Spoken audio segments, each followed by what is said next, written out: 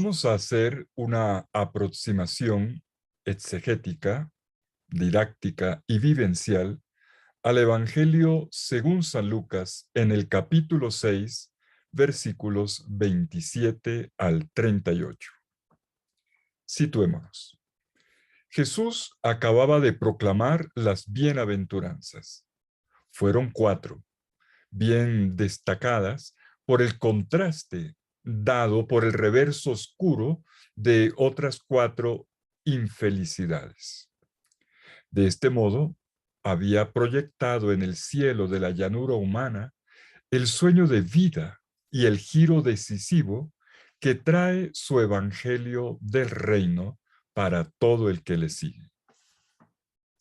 Ahora Jesús, enseguida, sin dar espera, continúa su sermón desgranando un rosario de verbos explosivos.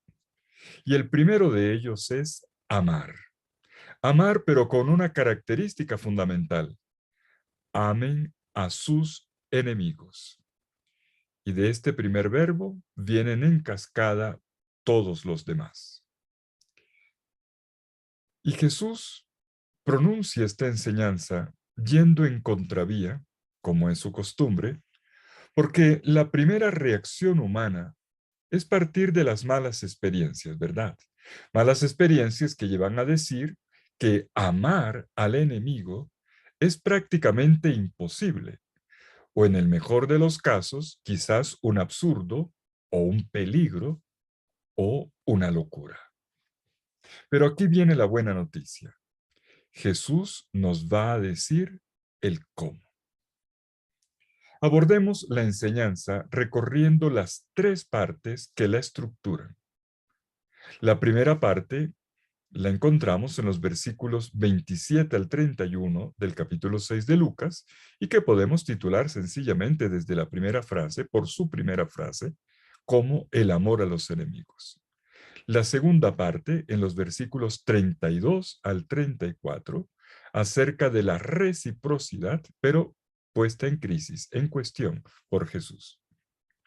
Luego, la tercera parte, en los versículos 31 al 38, donde se vuelve, a lo ya dicho en la primera, sobre el amor a los enemigos, pero esta vez acentuando la consecuencia positiva del proceder de esta manera. Vamos por partes. Primero, el amor a los enemigos, en el capítulo 6, versículos 27 al 31. Jesús se remite, como primer paso, a 4 situaciones conflictivas por las que pasan los bienaventurados de la cuarta bienaventuranza. Recordemos, el ser odiados, rechazados, insultados y despreciados por causa de Jesús. Y Jesús lo hace para indicar cuál debería ser la respuesta adecuada por parte de un discípulo frente a los ataques. Y lo dice con 4 imperativos. Amen, hagan el bien, bendigan y oren. Repasemos cada imperativo de estos versículos 27 y 28. La actitud general está caracterizada por el verbo amar, agapao en griego. Es el primer y fundamental imperativo. Luego, el hacer el bien. En griego se dice kalos poieo, que aquí se podría traducir como comportarse de manera bella y buena, elegante y provechosa con otra persona. Y estos 2 primeros imperativos, amar y hacer el bien, se refieren al hacer. Los otros 2 verbos siguientes tienen que ver con el hablar. Bendigan, en griego eulogeo, y oren, en griego proseugemai. Este hacer y decir llena la totalidad de la existencia humana de un seguidor de Jesús. Se cualifican las relaciones con los seres humanos y con Dios. Y este es el programa de la vida cristiana. Lo que llama la atención es que no se trata de un amor donde haya contracambio, reciprocidad, sino del amor a quien no me ama y que además me hace daño.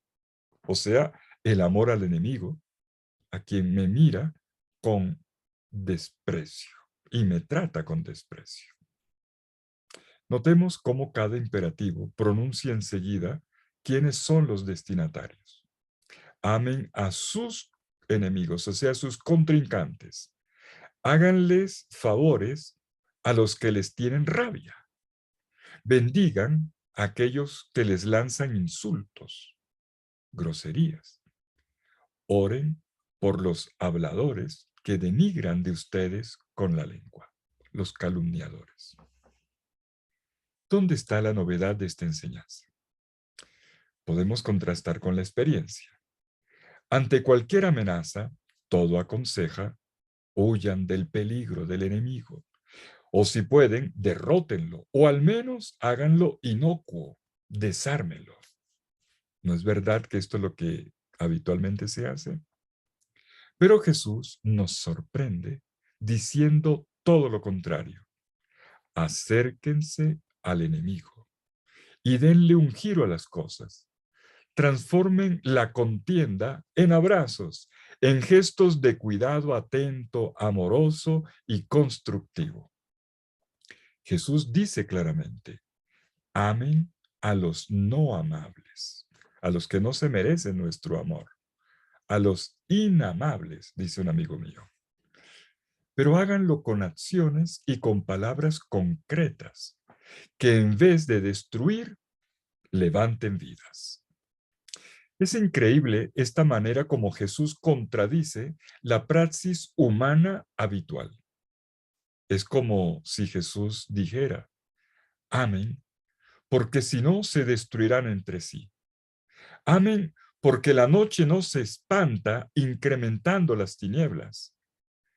El odio no se sana contraponiéndole otro odio proporcional en la balanza de la historia, sino inyectando un río de bondad.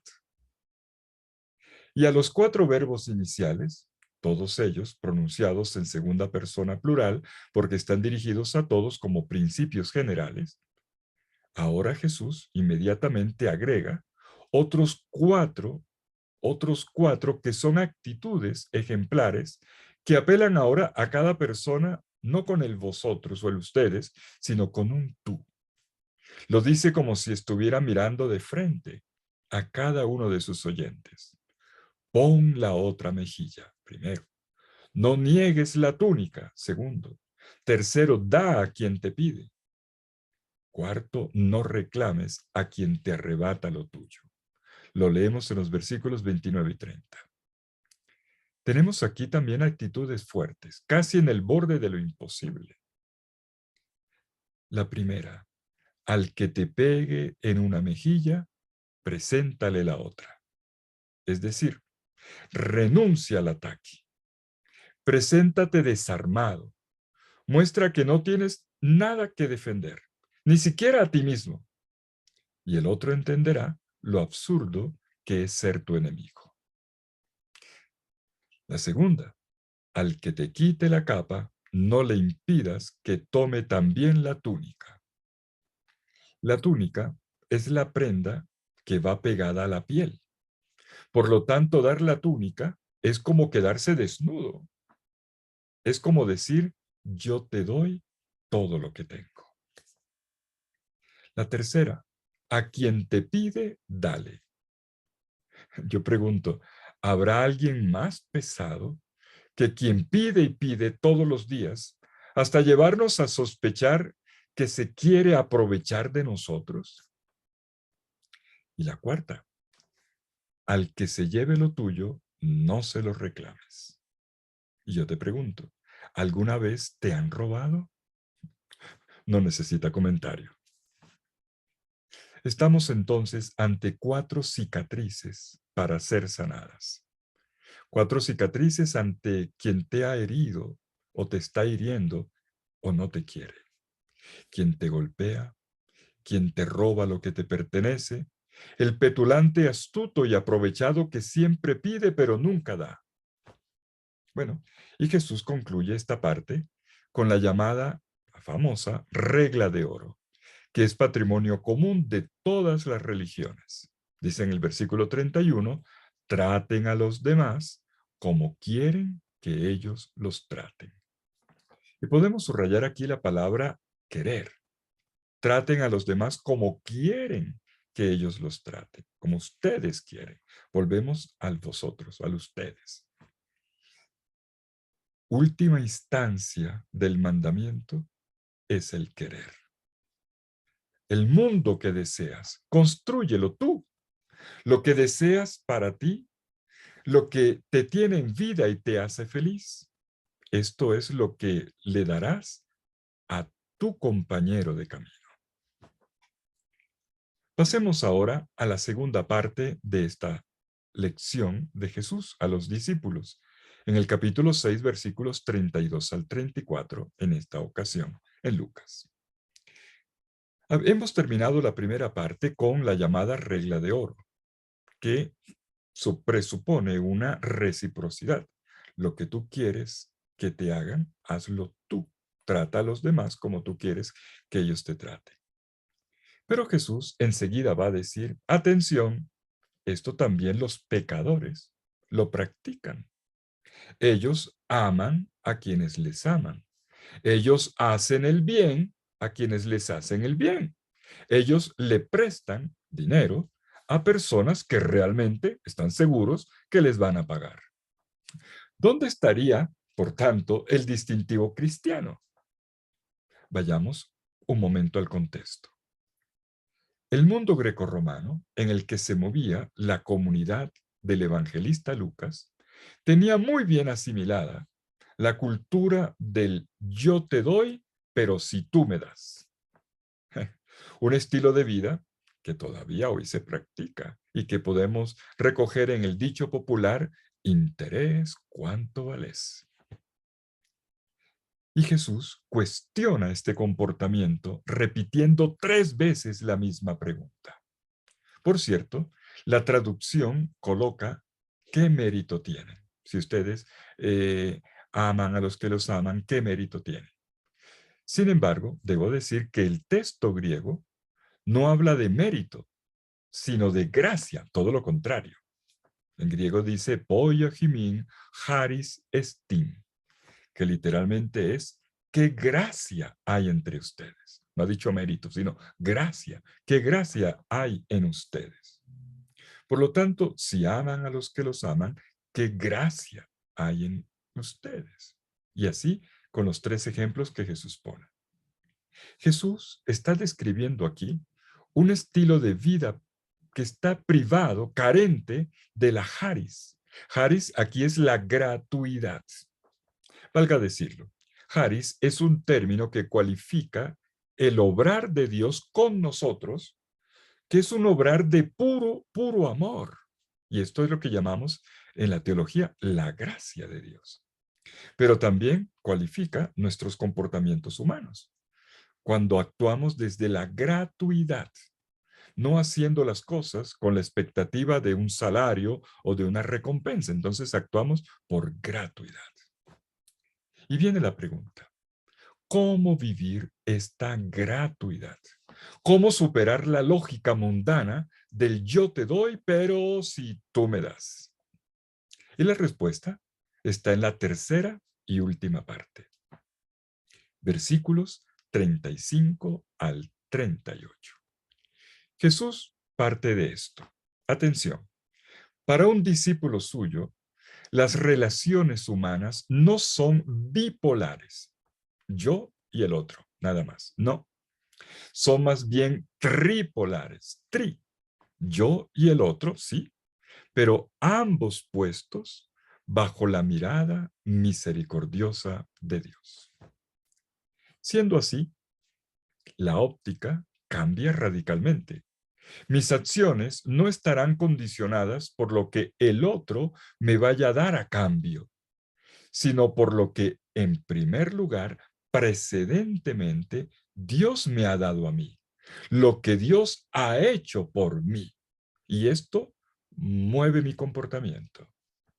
Se trata entonces de mi charis, ya entendemos la palabra, de mi gratuidad, que proviene del amor primero de Dios, es decir, de mi respuesta personal a la misericordia que Dios ha tenido conmigo.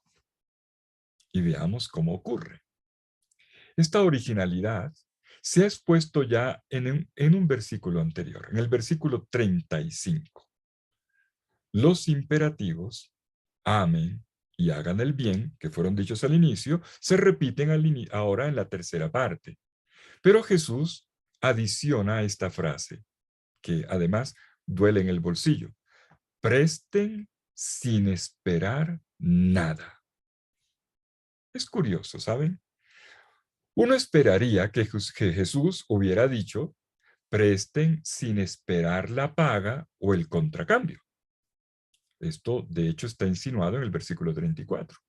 Pero resulta que Jesús ahora, avanzando en su discurso, se vuelve mucho más exigente. Ahora usa el verbo griego apelpizo, apelpizo, que no tiene que ver con el esperar lo correspondiente, sino todo lo contrario, con un no esperar o inclusive con un no desesperar cuando no llegan las cosas. Y con esto Jesús no quiere decir que quien presta no deba tener la expectativa de la devolución, de justicia, sino que no se debe desesperar con aquel a quien le presta y de pronto se demora. Y que si procede así además, debe tener la certeza de que llegará la sorpresa de Dios con un plus de charis para él. Dice en el versículo 35, será grande su recompensa y serán hijos del Altísimo. Ahora sí, aquí aparece la palabra recompensa, que había sido evitada antes, mistos en griego. Pero esta recompensa no consiste en dinero ni en propiedades, como a veces lo venden en algunas predicaciones por ahí. No, señor. La recompensa consiste en la altísima dignidad de ser hijos del Altísimo. Y podemos entonces a este punto notar aquí los tres elementos de las bienaventuranzas. Recordemos que hay una conexión. Uno, el ser bienaventurados hoy, ahora. Aquí, la misericordia de Dios que nos habita. Dos, la situación difícil en este momento. ¿Cuál es? El del desprecio, la persecución, a la cual respondemos con amor a los enemigos. Y tres, la recompensa grande en el cielo. Y aquí, repito, la recompensa grande es, serán hijos del Altísimo. Jesús llega de esta manera a la afirmación que está a la base de toda esta página del Evangelio. Dice Jesús en el versículo 35, porque Él, Dios, es bueno con los malvados y desagradecidos. Y de aquí se infiere el versículo 36 con el gran imperativo. Sean misericordiosos como su Padre es misericordioso. Este es el manantial del cual brotan todos estos verbos de fuego que vienen resonando en cascada a lo largo de esta página del Evangelio. Jesús pide el ser misericordiosos sencillamente porque esta es la manera de ser del Padre que Él revela. Vivir como hijos del Altísimo consiste en estar impregnados de esta manera tan original de ser de Dios. Él es misericordioso, impregnado, ¿sí?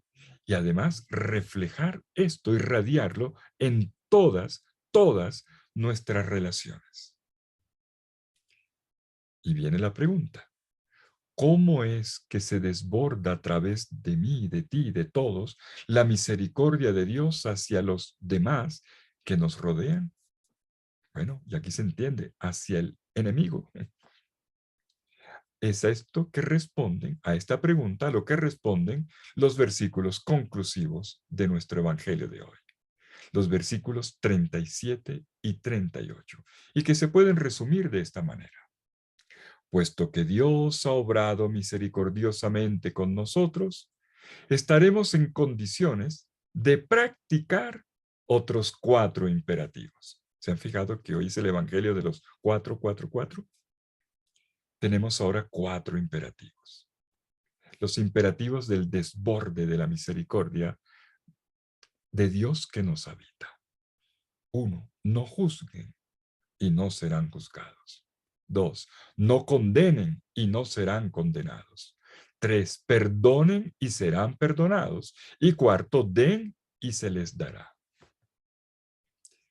Me detengo en el 4 imperativo, porque es la síntesis de todo. Den y se les dará. Una anotación. Este último dicho no quiere aludir, no quiere referirse tanto a una reciprocidad, vuelve la palabra, a una reciprocidad del tipo den tanto y se les dará en retorno tanto.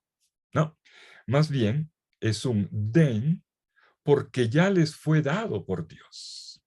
Y entonces les vendrá de él un plus de gracia, haris, de haris. Esto es, no solo lo que les corresponde, sino mucho más.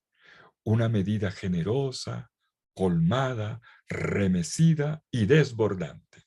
Bueno, estas son palabras de Jesús. El don de Dios está ampliado aquí con 4 características. Es bueno, comprimido, sacudido y desbordante. Otra vez 4. Para entender este dicho de Jesús, volvamos por un momento al mundo oriental. La terminología, de hecho, remite a una práctica comercial que todavía hoy podemos apreciar en los mercados orientales. Se les llama los suk árabes, donde el tendero nunca mide con exactitud, como hacemos nosotros los occidentales, sino que da casi siempre una medida rebosante. Me explico. Pensando en el trigo, el Jesús de Lucas describe a un comerciante que toma los granos, los sacude, los comprime, de manera que la medida sea generosa, antes de verterla en el seno del cliente, o sea, en el vestido que esté adaptado para hacer las veces de recipiente, de contenedor, la ropa. Y esta imagen describe la sobreabundancia exuberante de la charis, de la gracia, de la gratuidad divina. En el equilibrio mundano entre el dar y el tener, Jesús introduce aquí el desequilibrio divino. Den, den, háganlo con magnificencia. Den ilógicamente y a pérdida, a todos, a amigos y a enemigos. Y sobre todo, den en esto el primer paso, como lo hace Dios.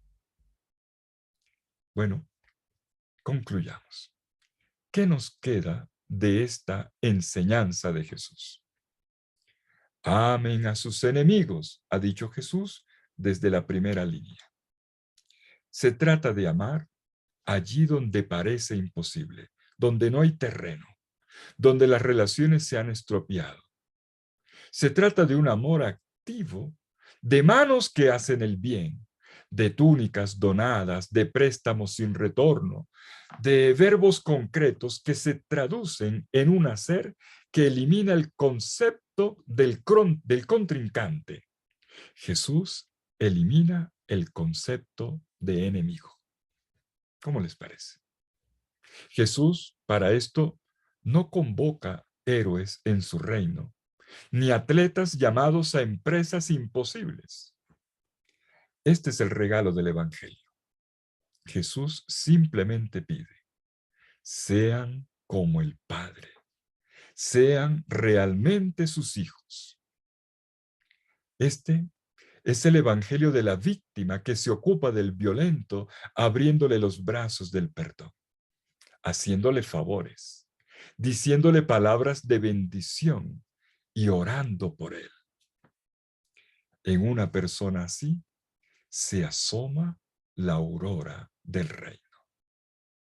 Y esta página le dice a cada uno: da a tu compañero de camino, especialmente a tu adversario, al que no te quiere. Dale algo que va más allá de la eterna ilusión del emparejamiento en el dar y el recibir. Desborda en ti el amor primero de Papá Dios, de tu Padre Dios, del cual tú eres un hijo amado y cuyo corazón misericordioso late dentro de ti. Mejor dicho, da todo lo que tienes, desde tu identidad de hijo de Dios. Da lo mejor de tu corazón y hazlo tomando tú la iniciativa, reconectando los hilos rotos, dando tú el primer paso, perdonando, recomenzando, generando confianza. Hazlo bebiendo del manantial, bebiendo de esta fuente primera y maravillosa que es la misericordia del Padre. Nadie podrá vivir jamás este evangelio contando con su sola buena voluntad. Ni siquiera los más valientes lo lograrían. Solo volviendo al manantial. Sean misericordiosos como su Padre Celestial. Vuelve, vuelve al corazón de Papá Dios. Él expande tu corazón con una medida generosa, colmada, remecida y rebosante, que vierte alegría en el vientre de la vida. Te deseo un feliz domingo viviendo este evangelio.